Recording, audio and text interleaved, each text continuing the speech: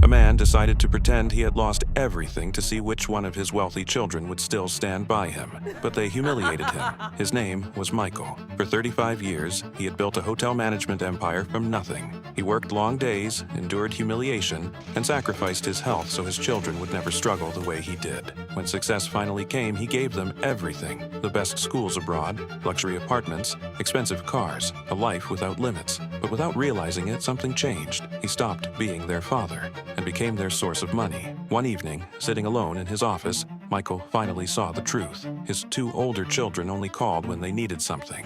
Only one of them, his youngest son Jimmy, ever called just to ask how he was doing. Jimmy lived a modest life, working as a clerk in a public library. He didn't earn much, and many people underestimated him. That night, Michael made a decision. He would pretend to be bankrupt. He put on worn-out clothes, left behind his money and cards, and stepped out into the world looking like a man who had lost everything. He wanted to know one thing: if he had nothing left to give, who would still open the door? First, he went to his daughter, Tracy. The moment she saw him, her expression changed. Disgust. She told him to leave, complained about his appearance, and said she didn't want problems with the neighbors. She didn't ask what happened, she didn't invite him in, she simply shut the door. Then he went to his eldest son, Ethan. Ethan was a successful investor who treated everything like a transaction. He didn't even let his father explain. He handed him some cash, told him to go away, and said he had an important dinner to attend. 2 children, 2 closed doors, 2 moments Michael would never forget. Exhausted, he made his way to the last place. Jimmy's home, a small house, nothing like the others.